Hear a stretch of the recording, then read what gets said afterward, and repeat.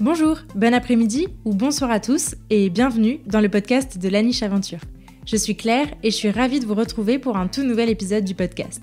Dans la vie, je suis éducatrice comportementaliste canin et créatrice de contenu sur Internet et ma mission, c'est d'aider un maximum de monde à comprendre son chien. Toutes les 2 semaines, je vous partage mes conversations avec des personnes passionnées autour des divers sujets du monde canin. Mes invités viennent raconter à mon micro les expériences et aventures qu'ils ont vécues avec leurs chiens, leurs réussites, leurs plus beaux moments, mais aussi leurs difficultés et les leçons qu'ils en ont tirées. Juste avant de lancer cet épisode, je vous invite, si ce n'est pas déjà fait, à me soutenir financièrement sur Tipeee si vous le souhaitez, ou plus simplement à vous abonner et à laisser 5 étoiles et un commentaire sympa sur l'émission dans votre appli de podcast préféré. Votre soutien m'aide énormément à faire connaître mon travail au plus grand nombre et je vous en remercie. Pour encore plus de découvertes, de conseils et d'inspiration, je vous invite aussi à vous abonner à ma newsletter en barre d'infos de cet épisode. Et je suis ravie de vous partager aujourd'hui ma conversation avec Anaïs Allard. Anaïs est comportementaliste canin spécialisée dans l'accompagnement du chien douloureux. Dans cette discussion, elle nous raconte son parcours avec Pickles et son expérience de la vie aux côtés d'un chien douloureux chronique.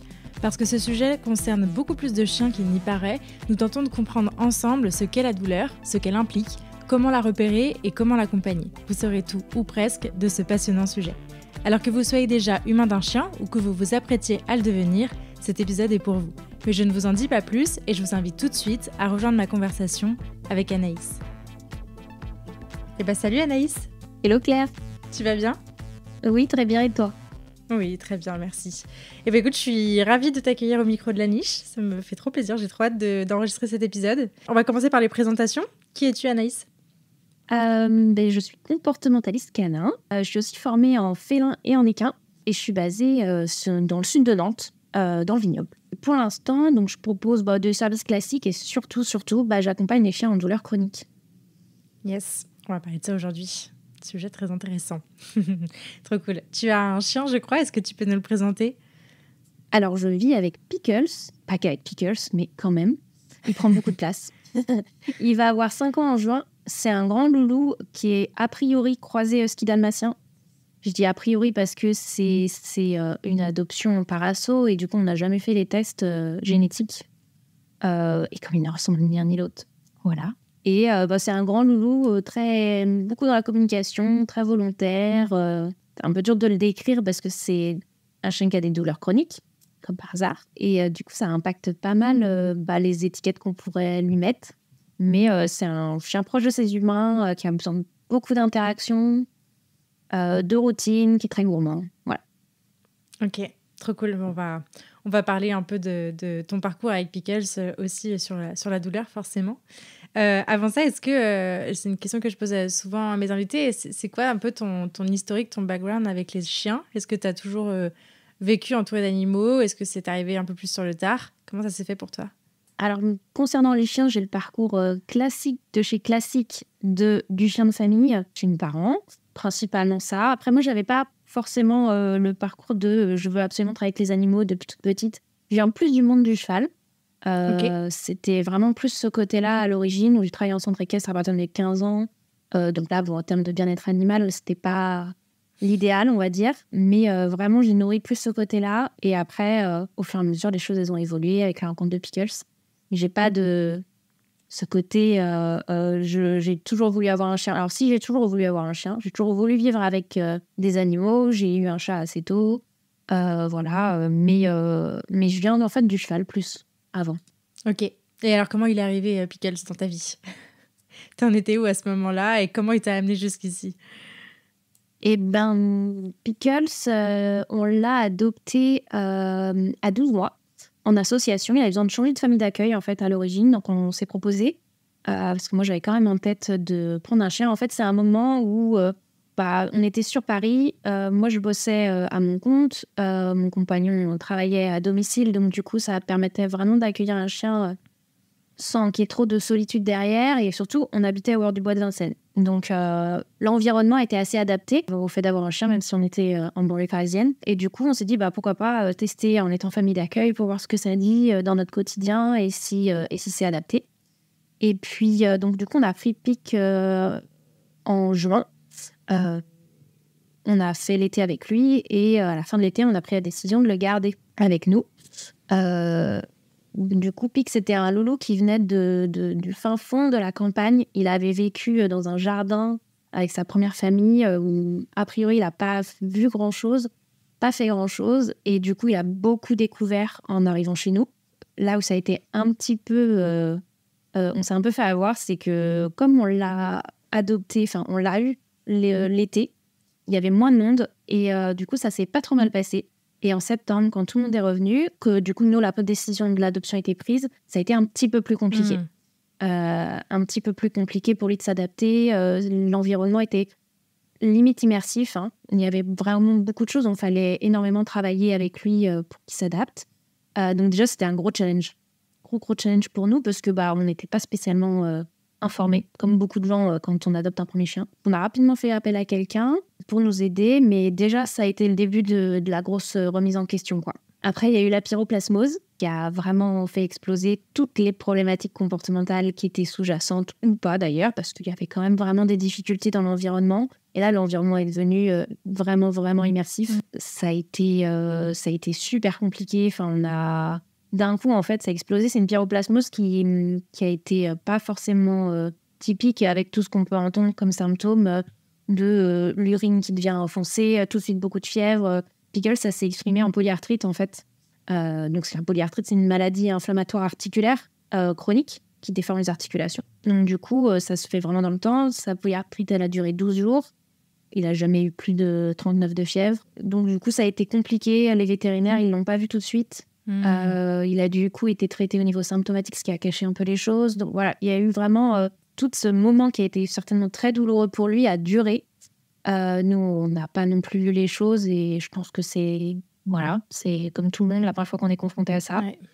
Et du coup, il y a eu une grosse association avec la ville. La ville et la douleur se sont associées de manière assez importante. Tous les comportements de fuite qu'il pouvait déjà avoir ont explosé, quoi. Okay. C'est-à-dire qu'il a eu... son seuil de tolérance était très bas. Dès qu'il voyait quelqu'un, c'était pas possible. Donc, il faut quand même rappeler qu'on était à Tenay-sous-Bois. Donc, il y a du monde partout, tout le temps. On sortait à 2h du matin. Il y a eu un moment où on sortait même à 5h30 du matin. Parce que c'était le seul moment où il acceptait de faire ses besoins. Donc, voilà, donc ça allait super loin en termes d'engagement pour nous. Et puis, pour lui, son bien-être était fortement atteint. Voilà, donc tout ça a fait que ça a été un moment très compliqué parce qu'il faut aussi en plus réussir à s'adapter lui à lui et en même temps continuer nos vies à côté, nos boulots, tout ça. Et ça a été vraiment très compliqué. On a eu des difficultés à trouver un accompagnement, vraiment.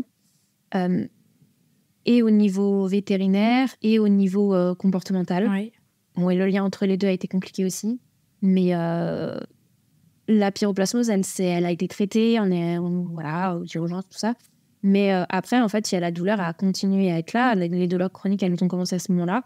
Et c'est là qu'on est rentré vraiment dans un marathon, une course de fond, où il faut réussir à gérer, ou en tout cas identifier plus, parce qu'on n'était même pas encore en gestion, on était vraiment en identification de la douleur. Et il faut réussir à trouver ce qui ne va pas. Comment le solutionner, parce qu'en fait, tous les comportements... il n'était même plus à l'aise dans le bois de Vincennes. Donc, du coup, nous, on n'avait plus aucune échappatoire. On n'arrivait plus du tout à remplir ses besoins. Du coup, on se retrouvait dans un cercle vicieux où lui, il pouvait se retenir pendant 17-20 heures d'affilée et pas vouloir descendre faire ses besoins. Ah ouais.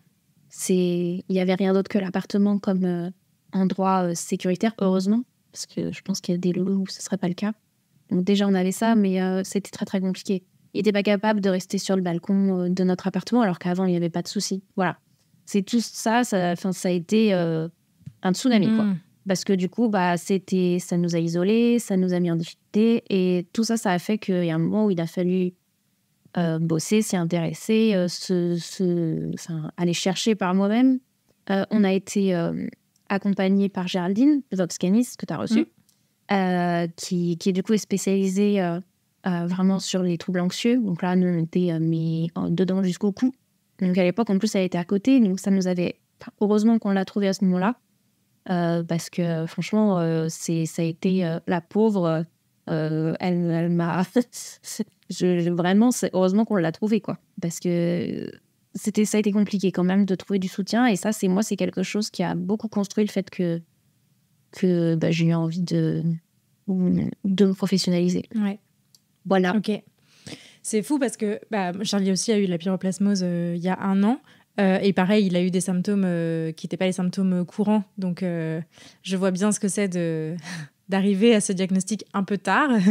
Heureusement, pas fatalement trop tard, mais j'imagine où est-ce que ça a dû être. Comment est-ce que tu as fait le lien avec... j'imagine que la pyroplasmose, ils ont fait une prise de sang et ils ont fini par voir ce que c'était. J'imagine que ça s'est décelé comme ça.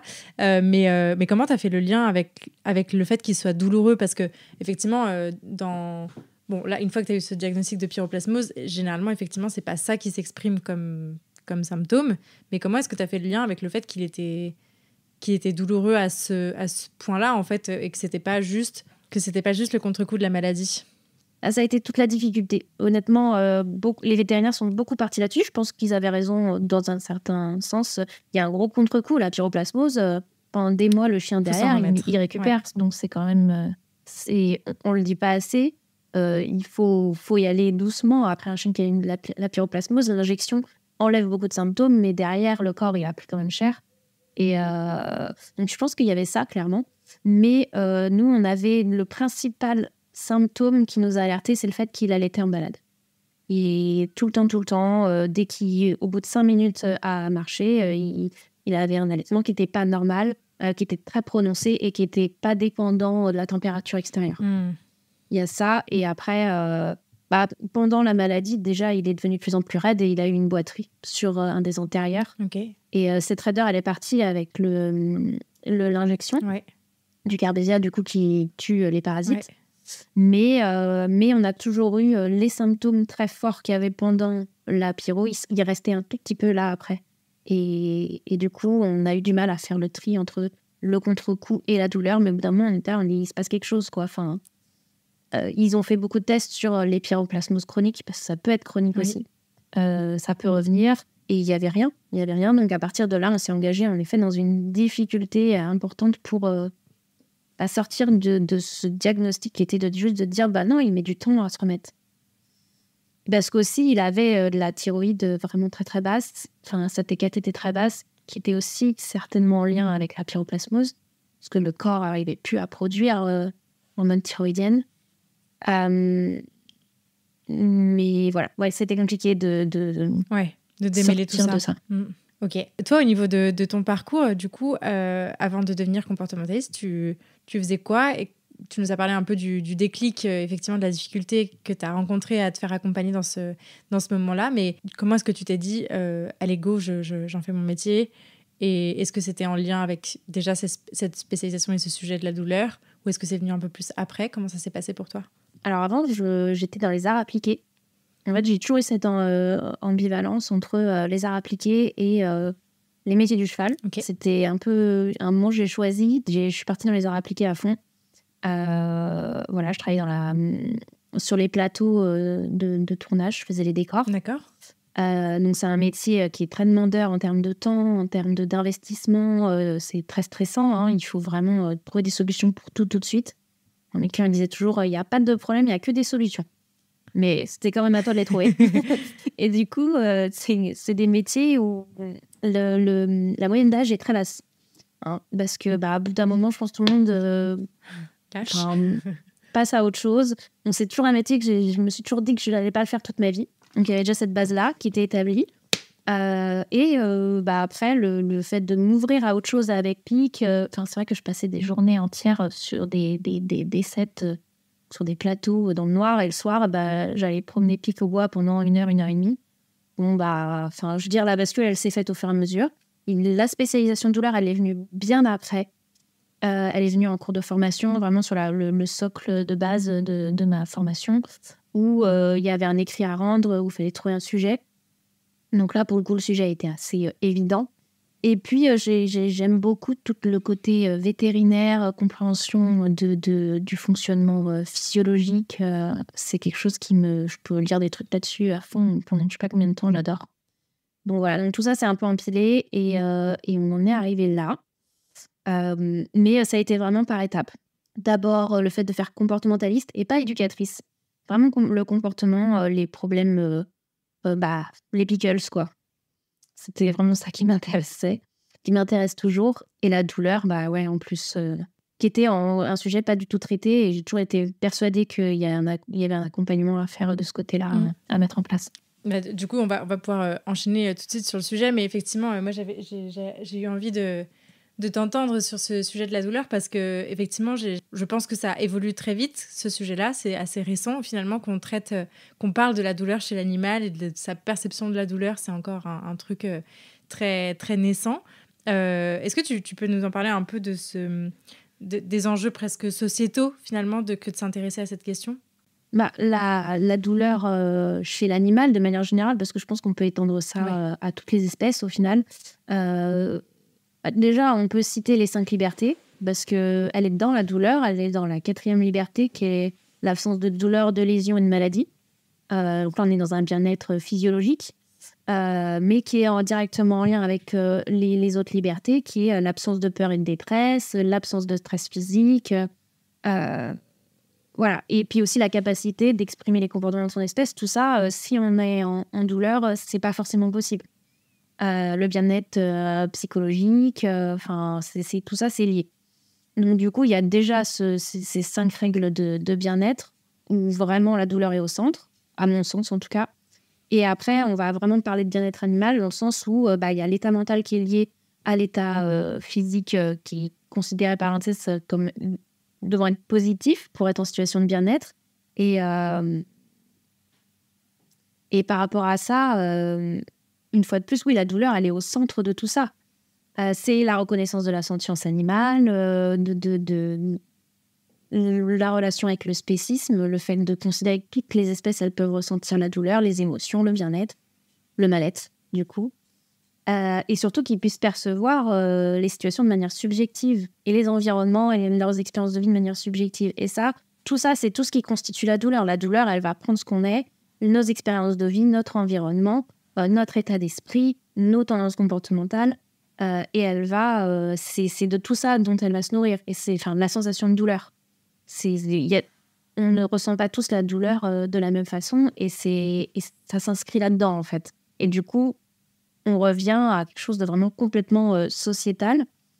Et notamment, je trouve que si on l'inscrit dans ce qui va se passer demain, dans les problématiques très actuelles, on est dans un concept qui s'appelle le One Health, One Pain, donc une seule santé, une seule douleur. Et ce concept, il va lier de manière très étroite la santé humaine, animale et écologique. À l'heure actuelle, on parle beaucoup de douleur chez les animaux parce qu'aussi on l'étudie, notamment chez le chien. Le chien, il y a beaucoup plus d'études chez le chien que chez le chat ou chez le cheval, qui sont un peu des parents plus pauvres, malheureusement. Tout ça parce qu'en fait, le cerveau du chien, il y a des points avec celui de l'humain et ça permet de comprendre aussi les mécanismes de douleur chez l'humain. Donc, ces études-là, elles ne sont pas là pour rien. Et c'est là où on se retrouve sur le One Health, One Pain. C'est qu'il y a des enjeux sanitaires, mais qui sont d'un point de vue pluridisciplinaire et global. Ouais. Et c'est tout ce qui est les zoonoses, donc les maladies qui se transmettent de l'homme à l'animal, les épidémies, on l'a vu avec le Covid, les résistances humaines et animales qui sont en train de se mettre en place aux antimicrobiens, la pollution de l'environnement qui passe dans notre alimentation, et les développements de maladies chroniques qui sont souvent multifactorielles, l'asthme, les problèmes d'allergie, tout ça. Donc du coup, tout ça, ça fédère cette santé globale. Et pour moi, la reconnaissance de la douleur à l'heure actuelle, et le fait qu'on en parle de plus en plus, ça s'inscrit directement là-dedans. Et du coup, tout ça, ça mène aussi, si on parle de sentience animale, de bien-être, d'antispécisme, on en vient en fait à la définition de la douleur qui a évolué en 2020, sachant que celle d'avant, elle était de 79 quand même. C'est une définition de l'Association internationale de l'étude de la douleur, l'IASP, et elle va intégrer la notion non-verbale de la douleur, l'expression comportementale en fait. Okay. Donc on va intégrer les animaux, et aussi tous les humains non-verbaux, et les personnes qui n'ont pas la capacité de s'exprimer. Il y en a quand même beaucoup dans nos sociétés. Et du coup, voilà, on en revient encore à ce côté une seule santé. Ok. C'est hyper intéressant. Et effectivement, on voit que c'est des sujets qui sont encore tout naissants dans les hôpitaux, typiquement sur la reconnaissance de la douleur dans les parcours de prise en charge, etc. C'est un peu le même combat et c'est chouette que, j'ai envie de dire presque pour une fois, tout avance en même temps, que ce soit pour l'humain ou pour le chien. C'est plutôt chouette. Ouais. Si tu devais définir la douleur, alors une définition qui a été posée ou toi une définition avec tes mots, comment est-ce qu'on peut définir la douleur ? Alors, ça commence par une stimulation sensorielle, la douleur. Le corps va définir un peu une localisation, une sévérité c'est une discrimination sensorielle, en fait. Et après, du coup, là-dessus, on va avoir une modulation affective. Donc, c'est la réponse émotionnelle de la douleur. Là, ça se passe dans le cerveau. On est vraiment... c'est là où la douleur, elle naît, en fait, parce que toutes ces infos qui remontent finalement du système nerveux périphérique, de tous les capteurs qu'on a partout dans notre corps en périphérique, qui vont définir où il se passe quelque chose, ça va remonter au cerveau et c'est le cerveau qui va définir si ça doit se transformer en douleur, en sensation de douleur. Et là, c'est le cerveau un peu limbique qui s'en charge, donc avec les fonctions essentielles, l'axe du stress, les notions de survie. Et la mémoire, l'apprentissage, c'est un peu tout ça qui se joue. Donc la douleur, elle est là, en fait. Si on doit définir la douleur, elle est dans le cerveau.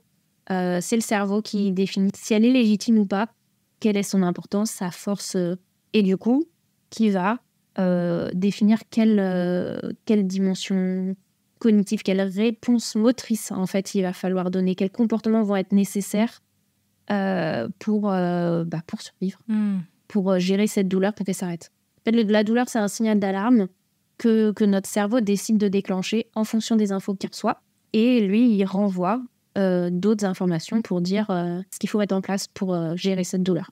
Donc, voilà.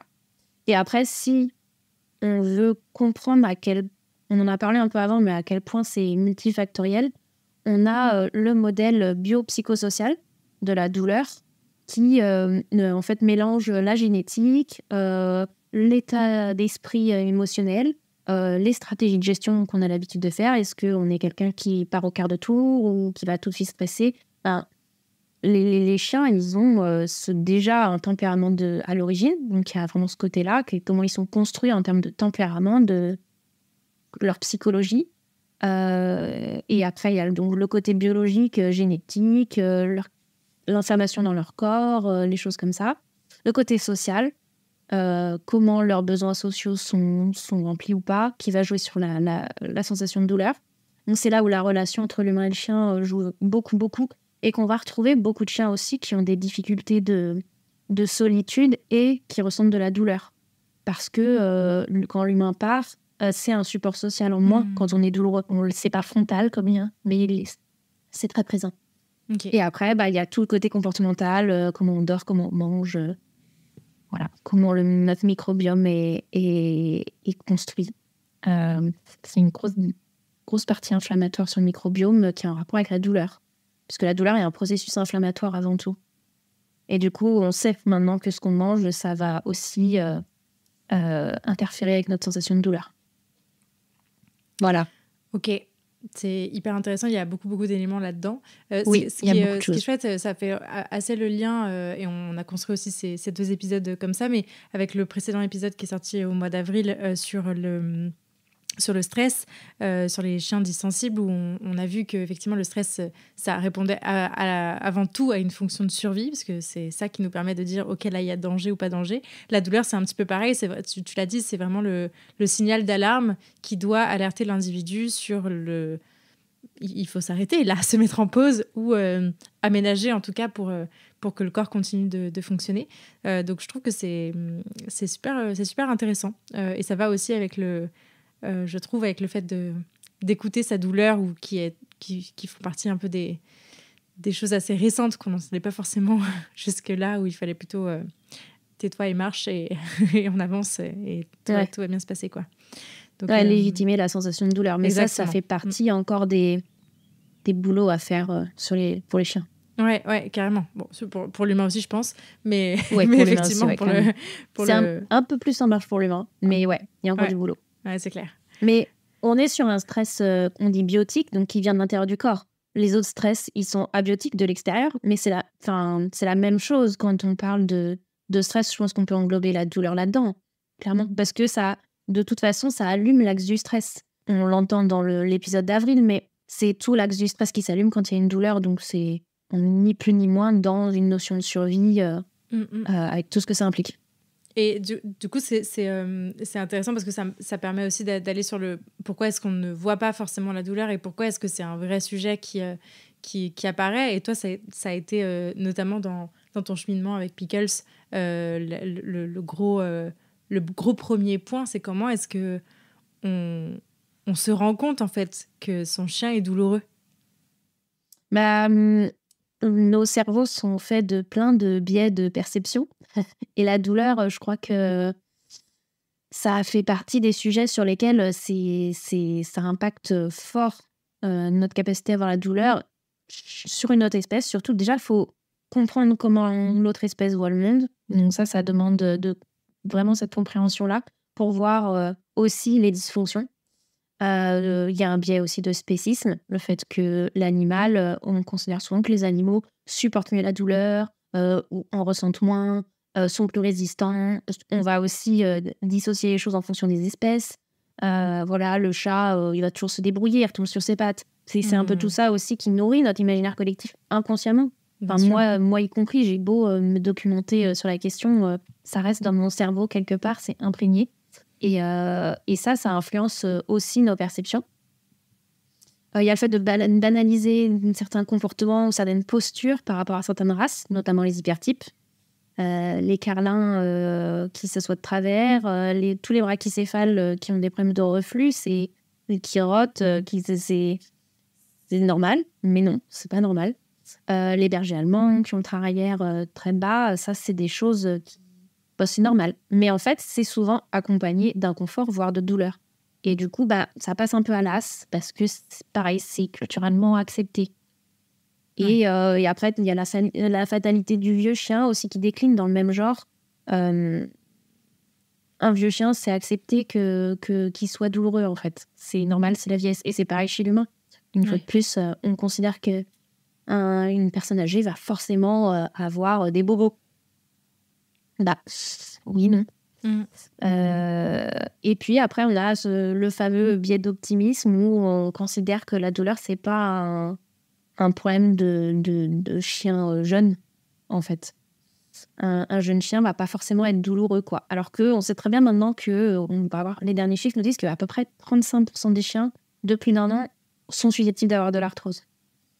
Donc c'est quand même énorme. Alors tous les chiens qui ont de l'arthrose n'ont pas mal. C'est pas automatique. C'est pas proportionnel, toujours, dans un sens ou dans l'autre. Mais c'est quand même beaucoup, 35% de jeunes chiens. Carrément. Voilà.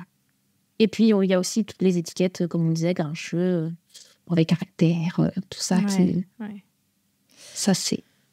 Ouais, donc finalement, repérer la douleur chez son chien, ça demande vraiment de quitter ses lunettes d'humain et de rentrer un peu, de s'intéresser vraiment à ce que montre son chien, ce que fait son chien, comment est-ce qu'on le perçoit. Et effectivement, des fois, et c'est toute la difficulté, des fois, on a des chiens qui, par exemple, tu parlais juste de la posture, du fait de s'asseoir, de mal s'asseoir. Il y a beaucoup de chiens qui s'assoient très mal, en fait. C'est compliqué pour un chien de se mettre assis comme nous, on l'entend, le assis très, très académique, très militaire. En fait, il n'est pas très naturel pour les chiens.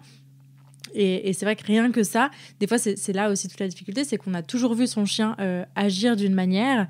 C'est au moment où ça se dégrade un peu, qu'on commence à prendre en compte potentiellement qu'il peut y avoir de la douleur ou qu'il peut y avoir quelque chose.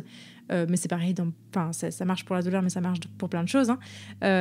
Mais en fait, c'est vraiment ce truc de considérer comme normal des choses qui, de base, ne l'étaient déjà pas, mais d'attendre un peu que ça se dégrade pour se dire, OK, il y a peut-être un problème.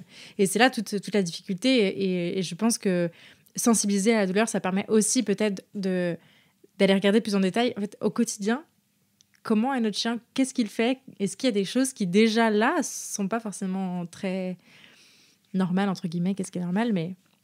Ouais. Mais c'est là où tu soulèves un point qui est hyper intéressant, c'est quand c'est un chiot, quand c'est un jeune chien et que le comportement il a toujours été là, c'est vrai que c'est là où en fait on n'a pas de comparaison. Souvent la douleur, surtout quand elle est chronique parce qu'elle s'installe tout doucement, mais sûrement, et on la voit plus, on voit plus les changements parce qu'ils se font dans le temps, ils se font au fur et à mesure. Et c'est normal parce qu'on voit notre chien au quotidien, donc on ne voit pas ce qui se passe vraiment. Et souvent, c'est les vidéos dans le téléphone. On va regarder son chien, tu sais, pour ceux qui ont des iPhones, on te rappelle des souvenirs. Ouais. Et tu vois ton chien qui courait il y a 1 an à date. Et tu te dis, genre, tiens, c'est marrant, il court plus pareil. Enfin, c'est des choses comme ça, souvent, qui font tilt. Ou alors, quand il y a une phase aiguë dans la douleur, et que là, il y a des comportements qui sont complètement empêchés. Et là, en général, ça déclenche des recherches, mais en fait, il y a plein d'autres choses qui se passent avant. Plein d'autres choses. Et c'est là où c'est pas une maladie du vieux chien. On sait que le chien est douloureux quand il est vieux parce que les comportements sont empêchés. Il ne monte plus dans la voiture. Il veut partir en balade. Ah ben là, on ne peut pas louper. Ouais. Mais quand ces comportements-là sont empêchés, c'est que déjà, on est assez loin quand même dans la douleur. Perception de la douleur. Ça ne veut pas dire qu'il n'y a rien à faire. Ouais. Mais c'est la difficulté. Donc à ce stade, on est d'accord que tout le monde aura mis pause pour aller regarder des anciennes vidéos de son chien. Faites-le. Prenez des vidéos de votre chien, allez-y, même si vous n'avez pas d'Instagram. C'est clair. Allez-y. C'est clair, c'est trop intéressant. Ce qui est important là-dedans aussi dans le fait de repérer la douleur, effectivement, donc là tu en as parlé par exemple pour les vieux chiens où c'est très significatif, mais là où il y a quand même de l'enjeu et notamment pour les chiots en fait, parce que je trouve, en tout cas moi dans les suivis chiots là, comme j'en ai beaucoup en ce moment, notamment sur les conforts digestifs où ça se voit pas en fait, il y a rien qui le montre si ce n'est que notre chien mange tout dans la rue, par exemple. Souvent, ça s'exprime un peu comme ça. En fait, c'est faire le lien entre douleur et comportement. Est-ce qu'il y a forcément un lien entre douleur et problématique comportementale ou pas? Comment est-ce que tu décrirais un peu ça? Oui et non. Je pense qu'on peut plus dissocier douleur et comportement. On ne peut pas se dire c'est que l'un ou que l'autre. S'il y a douleur, il y a forcément des comportements associés. Plus ou moins important, plus ou moins problématique au final pour l'humain. Parce que c'est ça aussi. En général, on se rend compte quand le comportement, il pose une question, il pose un problème, enfin voilà. Mais il y a forcément des comportements associés parce que le chien va chercher à s'adapter à sa douleur. Des aménagements. Donc il va modifier des choses, dans sa posture, dans son rythme, dans sa façon de gérer les événements. Ça peut être ses stratégies de gestion d'un événement stressant qui va complètement changer. Un chien qui fuyait, qui va se mettre à repousser la menace, quelle qu'elle soit, que ce soit un congénère, un humain inconnu. Après, ça peut se développer sur tout, c'est pour ça que je reste vague. Mais il y a ça. Et puis après, la douleur, c'est émotionnel. Et les émotions, c'est ce qui... Enfin, ça fait partie des choses qui nourrissent nos comportements, qui les motivent, qu'elles soient aversives ou positives. Et du coup, forcément, que ça a des impacts. Mais... je pense qu'il peut y avoir de la douleur sans problématique comportementale. Tout dépend en fait des tendances comportementales qui sont chez le chien, de son vécu, à quel point il est résilient aussi. En fait, c'est la résilience qui va jouer. On en revient au stress en fait et à la résilience en face.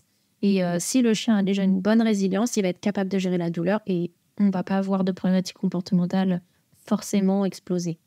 Nous, par exemple, dans le cas de Pickles, ça a complètement explosé parce qu'il y avait déjà des difficultés en fait. Il y avait déjà quelque chose et juste ça a tout fait gonfler. En fait, la douleur, c'est ça. Ça peut faire gonfler les comportements, ça peut en faire apparaître, ça peut en faire disparaître et ça peut les faire gonfler. Ouais. Et c'est aussi pour ça que nous, en tant que comportementalistes, quand on nous appelle pour un comportement précis, surtout si il y a eu cette explosion-là, mais même s'il n'y a pas eu cette explosion, en fait, on recherche toujours en premier lieu la douleur et faire le lien avec OK, vous avez déjà vu un vétérinaire pour cette problématique-là. C'est toujours des questions qui déconcertent un peu les clients quand on arrive et qu'on pose ces questions-là. Mais finalement, voilà, c'est aussi signe qu'on prend en considération et qu'effectivement, un des premiers facteurs, il peut être déjà physiologique et auquel cas, on ne va pas traiter le problème de la même manière, quoi. On ne va pas traiter le motif de l'appel de la même manière du tout, quoi. Donc ça, c'est un point important. Et surtout, il y a plusieurs types de douleurs. Parce que là, justement, on parle d'explosion des comportements. Donc, nous, on l'a vécu parce qu'il y avait un déclencheur de douleur aiguë qui était du coup la pyroplasmose, où là, il y a d'un coup, la douleur, elle a explosé. Donc, du coup, on a vu la différence. En fait, la douleur aiguë, c'est une douleur qui est fonctionnelle, qui a un but, qui est la guérison. Elle est là pour ça. Elle est là pour limiter nos mouvements, éviter qu'il y ait plus de douleur, éviter qu'il y ait plus de dégâts dans le corps, et donc, du coup, qu'on guérisse. elle est au service du corps, en fait. On dit que c'est une douleur physiologique. C'est une bonne douleur.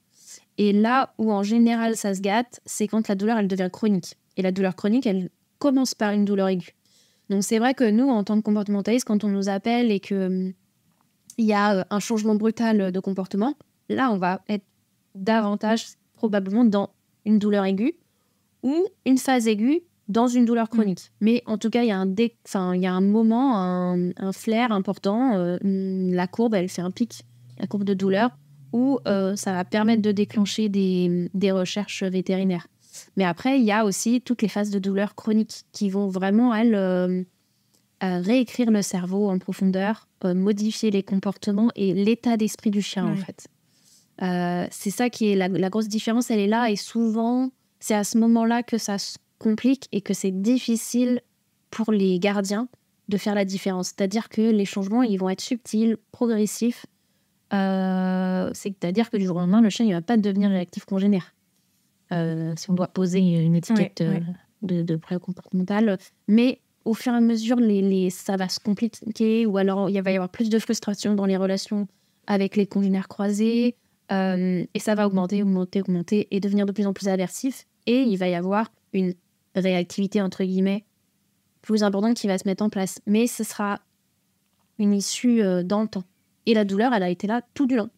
Et ça aura été une douleur chronique qui perdure au-delà de la guérison, en fait, au-delà de sa fonction. Donc elle n'a plus de fonction, elle est plus bonne pour le corps, elle le dessert même. Et on va parler, il y a des classements maintenant, c'est la bonne douleur et la mauvaise douleur. Donc là, on est vraiment dans la mauvaise douleur, la douleur chronique, celle qu'on ne veut pas voir.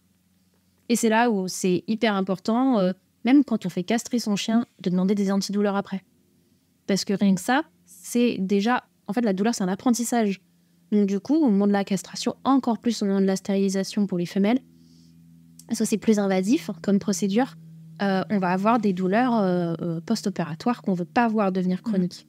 On veut pas que le cerveau il enregistre ces douleurs, que ça devienne vraiment une autoroute, quoi, dans les schémas neuronaux. Et du coup, c'est tout ça qui joue dans le rapport entre douleur et comportement. Ok. Trop intéressant. Du coup, se pose la question de comment est-ce qu'on accompagne un chien qui est douloureux, et notamment avec une douleur chronique. On parlait un peu de faire appel à un vétérinaire, et évidemment, quand on parle de physiologie, on pense au vétérinaire. Toi, tu as mentionné le fait que tu avais rencontré des difficultés aussi à faire prendre en charge en fait cet aspect-là de il y a eu la maladie, il y a eu la pyroplasmose, et puis après il y a eu des douleurs. Et la pyroplasmose, généralement il n'y a pas trop de questions, on sait comment on la traite, en tout cas les vétérinaires savent comment la traiter. La douleur par contre c'est un peu plus compliqué. Est-ce que tu peux nous en parler un peu de ça, de cet accompagnement, est-ce que c'est quelque chose de développé chez les vétérinaires que de prendre en compte cet aspect douleur, sensation qui est ressentie ou pas? Chez les vétérinaires, il y a plein de contraintes en fait liées à la façon dont les vétérinaires vont rencontrer nos chiens, vont les voir, qui va faire que c'est pas forcément facile pour eux d'identifier la douleur. Surtout les douleurs chroniques qui sont un peu subtiles, qui vont modifier les comportements, mais il va pas y avoir forcément d'indices, par exemple à la manipulation. On parlait au début de la définition de la douleur, où c'est des infos qui remontent au cerveau, donc c'est au niveau des nocicepteurs, ces capteurs qu'on a en périphérie du corps et dans nos organes. Pour constater la douleur pour un vétérinaire, lui, il va examiner le chien d'un point de vue de la nociception, d'un point de vue mécanique. Ouais. Et souvent, alors c'est pas moi qui le dis, c'est Thierry Poit, qui est fondateur de Cap Douleur.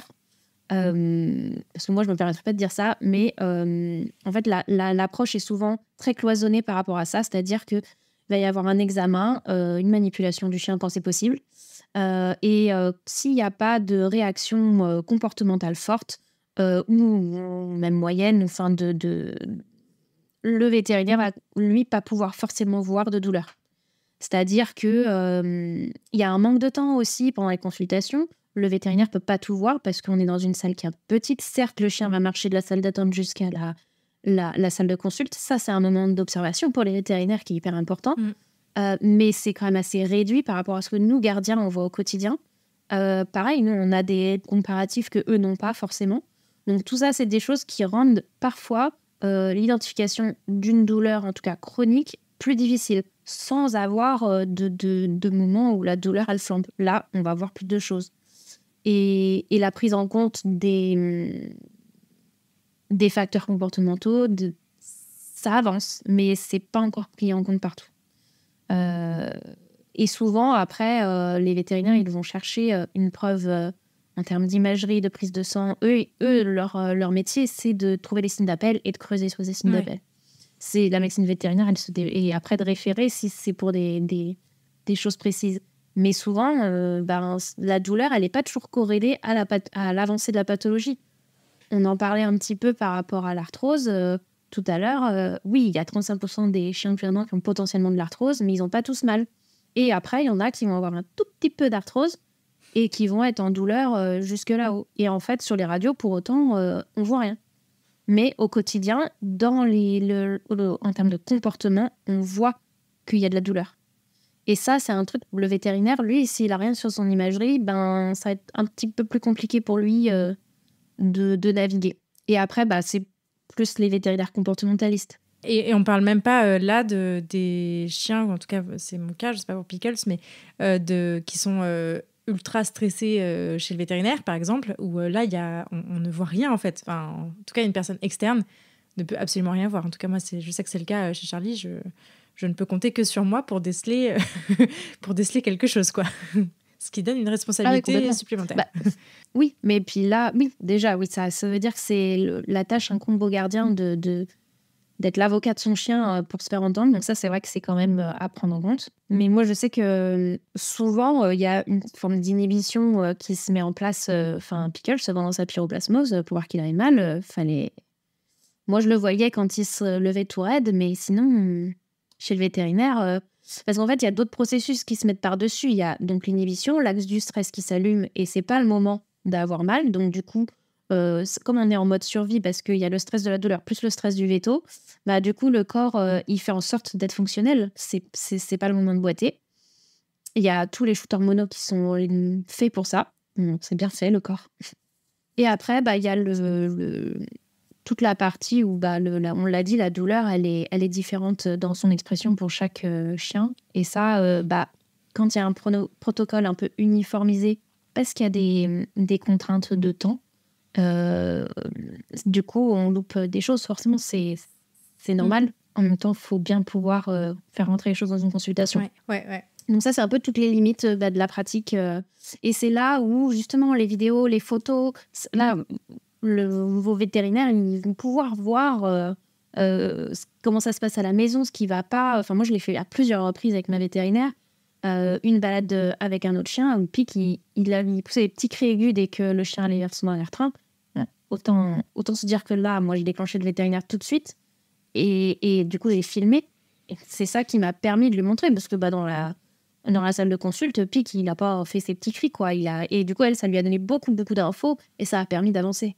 Donc ça, c'est vraiment... on en revient au téléphone, au fait de prendre des vidéos et de pouvoir amener le quotidien, en fait, chez le vétérinaire. Complètement. Il y a aussi tout ce qui est prise de données. Quand on travaille, justement, avec un comportementaliste, on peut, après, le présenter au vétérinaire.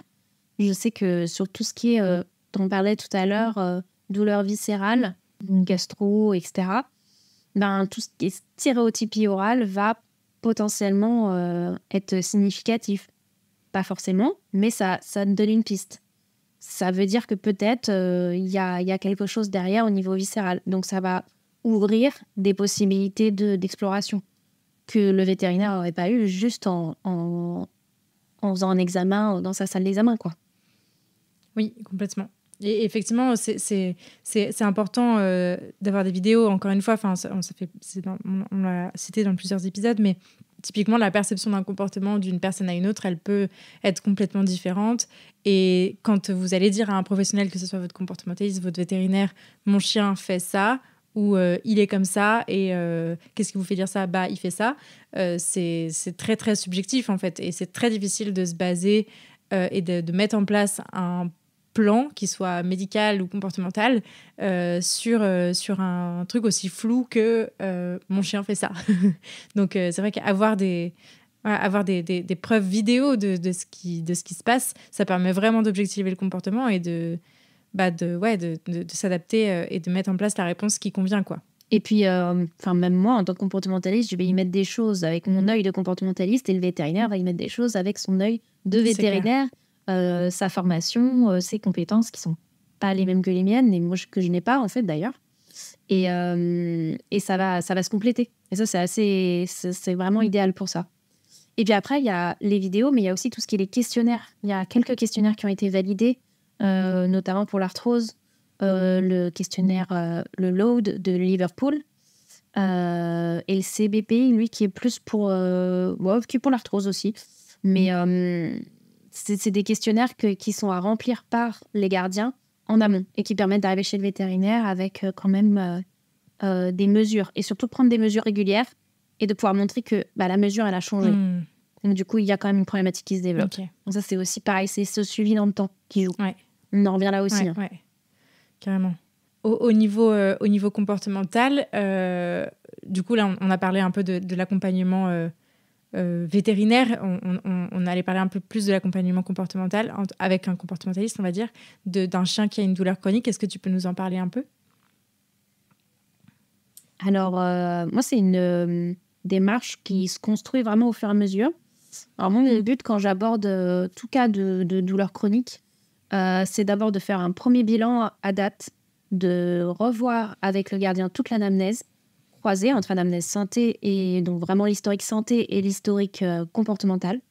Parce que en fait, quand on compare les deux, souvent, on trouve des moments où ça se rejoint, où ça se corrèle. Alors, il n'y a pas forcément de lien de cause à effet établi. Et après, ce bilan, il va me permettre d'établir des pistes comportementales, les tendances de base aussi qui sont là chez le chien, comment on fait tout le début de vie, la façon de vivre au quotidien, comment ses besoins sont remplis, ce qui est un peu en somme classique pour un comportementaliste, mais sous l'angle de la douleur.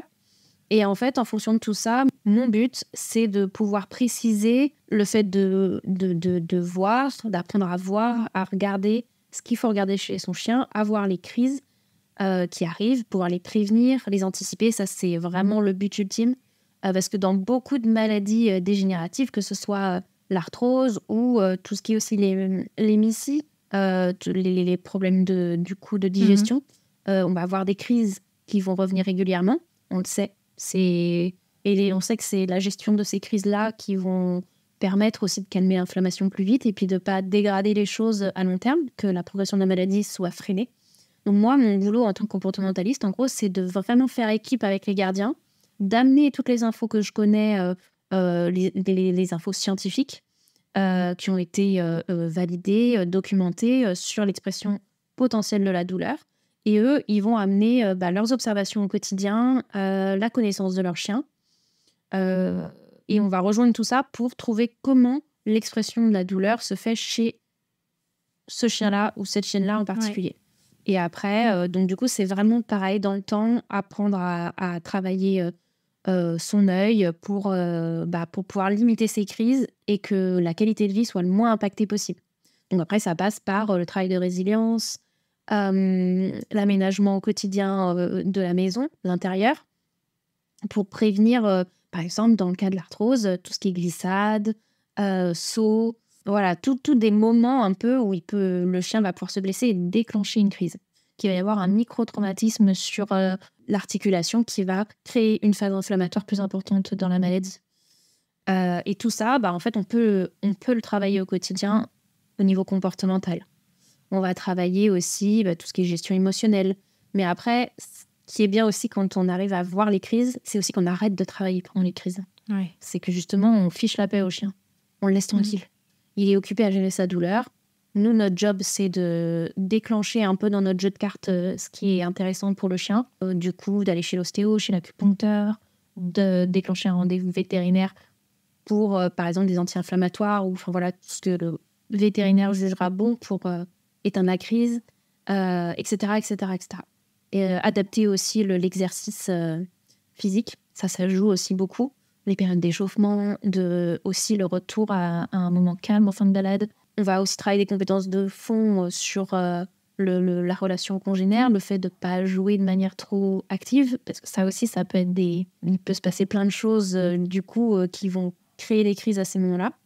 Donc, on va préparer l'avenir et éviter les crises et aider le chien à les passer. Ouais, ok. C'est super intéressant. Ça donne vraiment envie de creuser ce sujet encore plus, je trouve. C'est très chouette. Ouais, c'est un peu infini comme sujet quand on mène les dedans. C'est clair, ouais, j'y m'étonne. Et c'est surtout, c'est à chaque pathologie, au final, il y a des choses différentes à faire. Puis chaque chien, avec une même pathologie, va pas du tout le ressortir pareil. Il y a des chiens qui ont certainement des niveaux de douleur très très élevés et qui vont pas du tout l'exprimer au niveau comportemental. Il va pas y avoir de comportement inadapté du point de vue de l'humain, quoi. Et ça, c'est assez fou des fois à voir.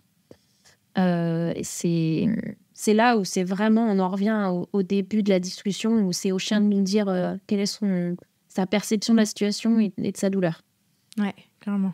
Dans le précédent épisode sur la sensibilité, entre guillemets, on avait pas mal parlé d'accompagner le chien avec une médication. Et ça fait plusieurs épisodes qu'on en parle parce que c'est important de banaliser un peu le recours à des outils comme ça.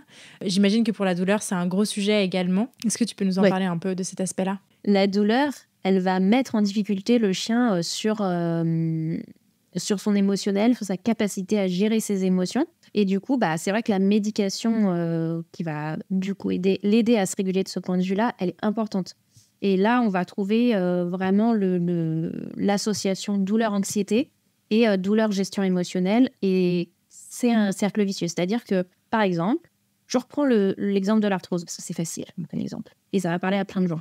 Mais un chien arthrosique qui a mal, il va avoir beaucoup plus de difficultés pour certains chiens à gérer son émotionnel. Il va être plus excité, par exemple, au moment du repas. Le moment du repas, c'est un moment qui n'est pas facile à gérer, où il faut être attentif au fait que, par exemple, le chien ne va pas glisser, se dépêcher d'aller à sa gamelle, sauter.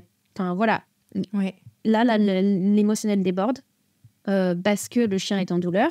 Mais le problème, c'est qu'en débordant, l'émotionnel va lui faire des gestes où il ne va pas ressentir sa douleur sur le moment, où il va se faire mal et où après, il va y avoir un contre-coup. Donc, en fait, on est dans un cercle vicieux qui se nourrit de difficultés émotionnelles et de douleurs. Et plus il a mal, plus il va avoir des difficultés émotionnelles, plus il risque de se faire mal, etc., etc., etc. Et ça, du coup, c'est un cercle vicieux. On aura beau traiter la douleur, si derrière l'émotionnel n'est pas géré, si le chien en a besoin, bien sûr, et ben du coup, ça va continuer à nourrir et on n'arrivera pas à limiter les petits traumatismes, les petits accidents, voilà, tout ça. Et du coup, la médication, elle est là aussi pour ça. Elle est là aussi pour faire descendre l'anxiété. Parce que douleur et anxiété, les matrices au niveau du cerveau, elles sont très liées. Le cerveau limbique est à l'origine des deux. Et du coup, si on ne traite pas l'anxiété, parce que la douleur, comme du coup, elle impacte notre survie, on ne peut pas expliquer à un chien qu'il va pas mourir de son arthrose, tu vois. Et c'est pas... Le chien, il n'a pas cette capacité-là de se dire que cette douleur-là qu'il ressent, c'est une douleur chronique, que c'est inadapté, tout ça. Tout ce que nous, on vient de se dire, lui, il peut pas l'intégrer. Donc, du coup, lui, ça reste un signal d'alarme et c'est de la survie tout le temps. Et ça, si on n'éteint pas un petit peu ce côté-là grâce à la médication, si on ne l'aide pas à sortir de ça, du coup, la sensation de douleur, de vigilance qui va avec, du coup, de perception augmentée de déclencheurs, parce que plus on est vigilant, plus on voit des déclencheurs, et ben, tout ça s'auto-nourrit et on n'arrive pas à en sortir. Et juste médicamenter la douleur ne suffira pas. Ouais, ok. Tout est lié, quoi. C'est là où le fait que la douleur soit dans le cerveau, ça change tout.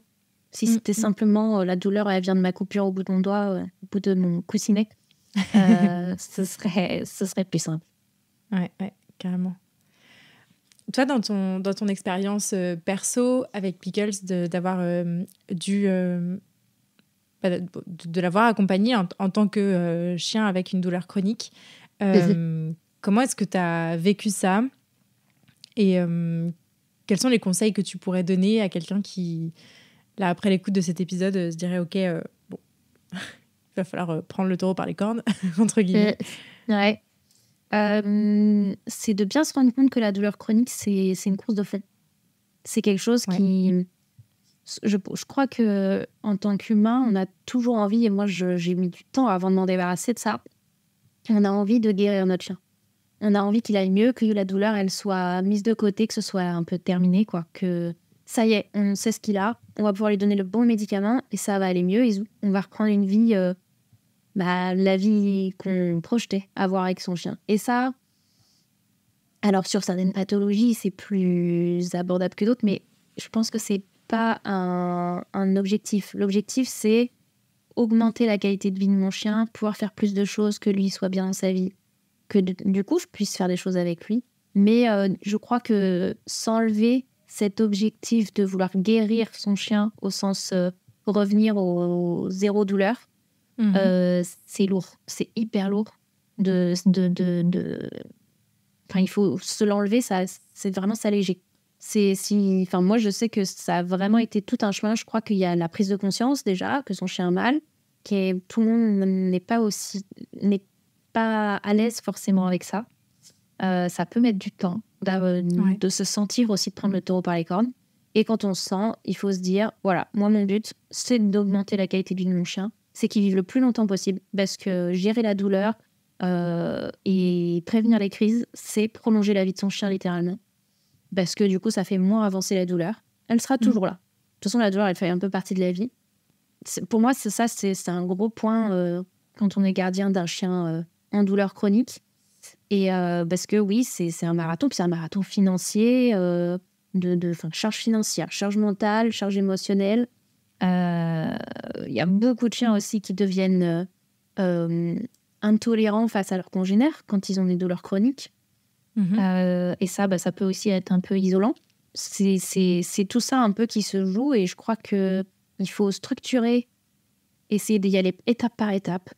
Qu'est-ce qu'il a? Essayer de localiser. Si on n'y arrive pas, quels sont les symptômes? Comment on peut travailler sur les symptômes? Et au niveau comportemental et au niveau veto. Et surtout, pas lâcher l'affaire. Pas lâcher l'affaire. Faut pas se dire, ok, il a des gastrites chroniques, bon, il a mal au ventre une fois tous les 2 mois, tant pis.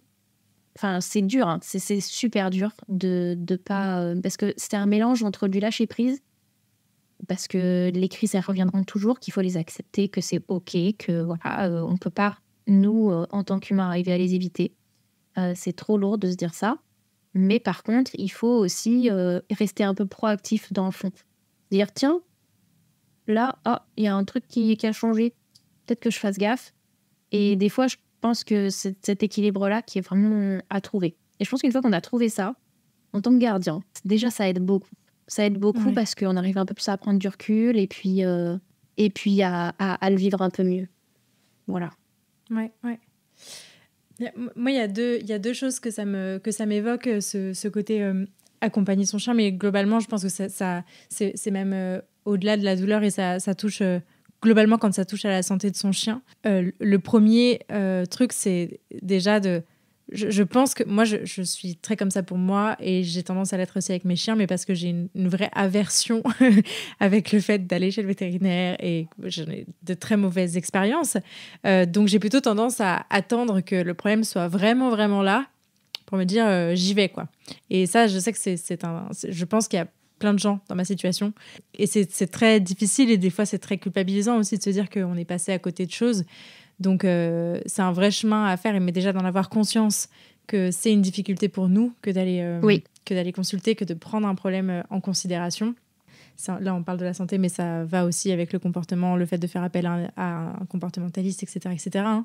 Mais c'est vrai que dans la prise en charge de l'aspect physiologique et douloureux de notre chien, c'est compliqué parce qu'en plus, c'est généralement un domaine qui nous échappe. Enfin, je veux dire, c'est des connaissances qu'on n'a pas. On n'est pas vétérinaire.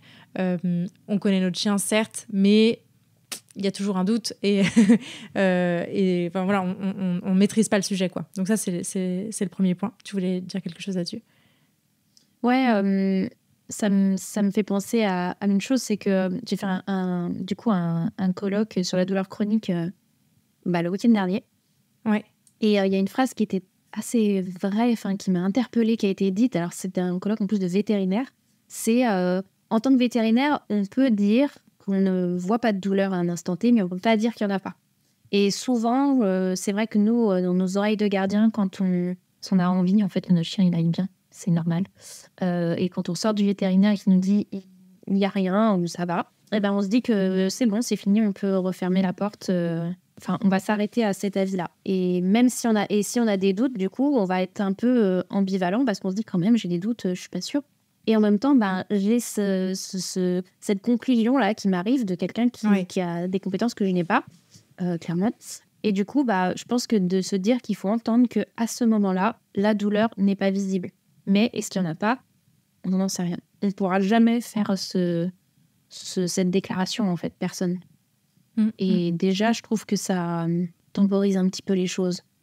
Clairement. C'était effectivement le deuxième point que je voulais amener, c'était le côté vous êtes le seul avocat de votre chien, et ça face à tout professionnel et face à tout autre chien et tout autre propriétaire de chien.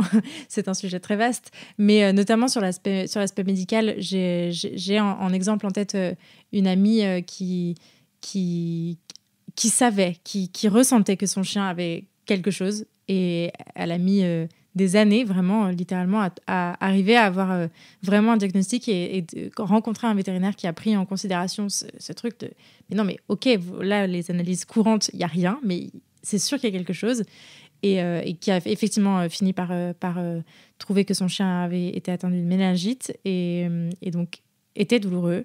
Et ça, c'est un vrai truc. Je pense qu'elle écoutera cet épisode et qu'elle se reconnaîtra. Mais c'est un vrai sujet que de se faire confiance aussi et que de pas hésiter à pousser la porte d'autres cabinets, de se renseigner par soi-même, d'aller voir d'autres personnes, etc., de prendre différents avis pour finir par arriver à trouver quand on sent, on voit, on perçoit comme ça que son chien est pas bien et pas s'arrêter au c'est bon, il a rien, vous pouvez rentrer chez vous, quoi. Ouais, faut pas lâcher. Et après, il y a aussi une réalité qui est un peu parfois difficile à accepter, c'est qu'il peut y avoir des symptômes sans que la pathologie soit suffisamment avancée pour que ce soit diagnosticable. Enfin, pas toujours poser un diagnostic, quoi. Ouais. Et après, est-ce que pour autant on peut rien faire ? Non.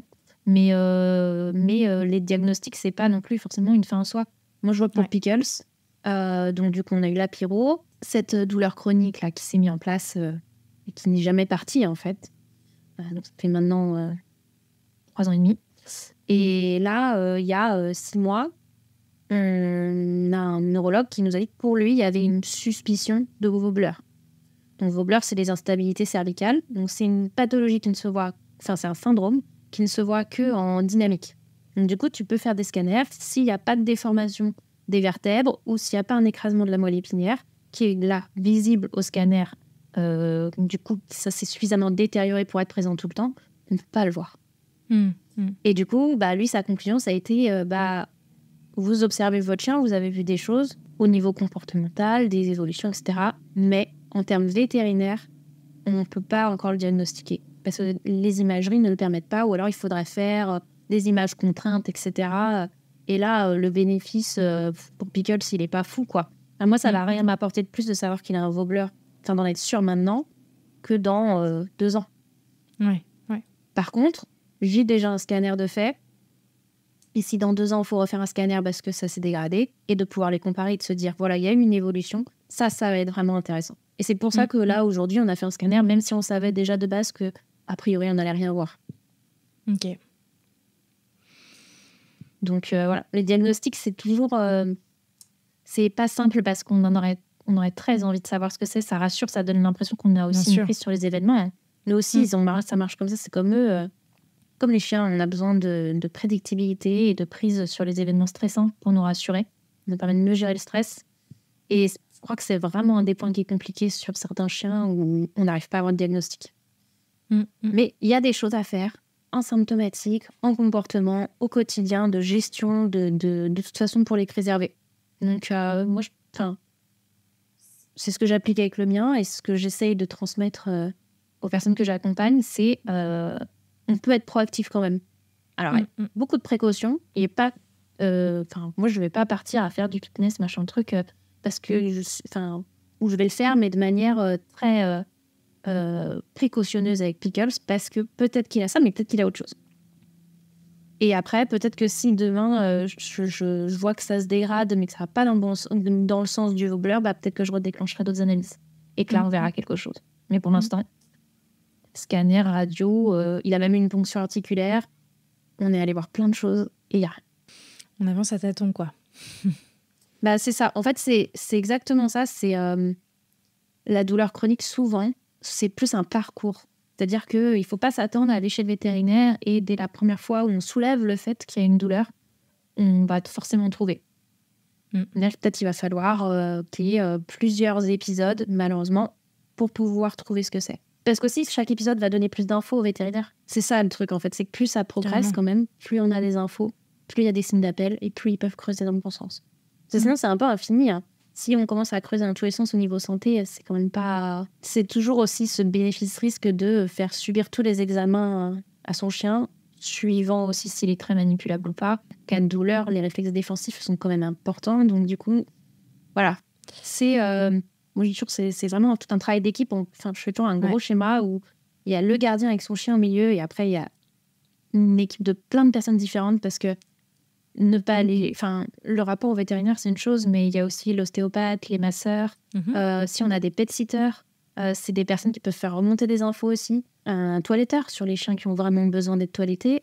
Il y a des choses qui se repèrent au toilettage. Voilà, c'est vraiment un travail d'équipe de toutes les personnes qui sont en rapport avec le chien. Ouais. Et qui vont avoir un autre angle de vue. Qu'est-ce que ça a changé à ta vie, toi, d'avoir Pickles qui rentre dans ta vie et puis de l'accompagner sur tout ça, finalement? Beaucoup de remises en question, de lâcher prise. Il a fallu que j'apprenne au niveau comportemental autant qu'au niveau vraiment accompagnement veto. Travailler aussi ma capacité à voir les choses de la perspective d'une autre espèce, d'un autre individu de manière générale, je crois, en fait. Au-delà du côté interespèce. Et dézoomer de ma propre perception et de mes propres émotions. Ça, c'est vraiment quelque chose, je trouve que dans avoir un chien en douleur chronique, ça nous apprend ça aussi. Parce qu'on a nos propres traumatismes vis-à-vis des différents épisodes de douleur. Et par exemple, la pyroplasmose, encore cette semaine, j'étais chez ma vétérinaire à dire « il va pas bien, en ce moment, c'est l'éthique. » Et je lui dis « mais j'ai un gros biais. » Attention, je suis un peu traumatisée de cette pyro. Et du coup, c'est... Enfin, moi, c'est tout ça que ça m'a appris d'avoir Pickles. Ça, c'est de réussir à mettre mon curseur au milieu de tout ça. Enfin, j'ai appris, je sais pas, mais on va dire que ça m'a fait progresser. Est-ce qu'il y a des ressources que tu aimerais partager au sujet de la douleur à nos auditeurs? En termes de ressources, je l'ai déjà un peu cité plus haut, je crois. C'est Canine Arthritis Management. C'est un super site. Alors, c'est en anglais, mais le clic droit sur Chrome est super. Donc, franchement, même si vous n'êtes pas anglophone, allez-y et faites ce clic droit sur Chrome parce que c'est une bible d'infos sur l'arthrose. Vraiment. Le docteur Anna Capon qui a mis en place ce site et qui le nourrit au quotidien. Vraiment, c'est génial tout ce qu'elle met. Et là, il y a une vraie démarche pluridisciplinaire qui inclut le comportement dans la reconnaissance de l'arthrose. Donc, faut pas hésiter à aller. Et ils ont un super groupe Facebook de soutien qui s'appelle Holly's Army. Donc là, c'est des groupes de particuliers et qui ont des chiens diagnostiqués arthritiques. Ce groupe, en fait, il va vraiment du diagnostic jusqu'à la fin de vie des chiens. Et je trouve ça vraiment génial, les partages qui sont faits là-bas. Aussi, beaucoup de partages infos de produits intéressants. C'est-à-dire quelle rampe choisir, comment faire pour que mon chien il passe tel pas de porte, etc., etc. Il y a tout ça, en fait, qui va être traité. On peut poser les questions, les gens répondent et partagent, eux, ce qu'ils ont testé, approuvé. Et ça, c'est un gain de temps et d'argent, l'air de rien, très, très précieux. Ouais. Et en deuxième ressource, j'avais pensé à vous partager Cap Douleur, qui est un réseau français de cliniques qui ont été formés à la gestion de la douleur de manière un peu plus précise. Donc, il y a aussi un blog sur leur site qui est intéressant, qui va permettre de se mettre à jour sur les derniers papiers scientifiques, mais et aussi toutes les possibilités qu'il y a en termes de gestion de la douleur. Donc, le site est assez riche aussi et dense. Et après, il y a une carte de toutes les cliniques en France, donc qui permet de voir à côté de chez soi une clinique labellisée. Génial, trop cool. Je mettrai tout ça en description de l'épisode. Mais très, très cool.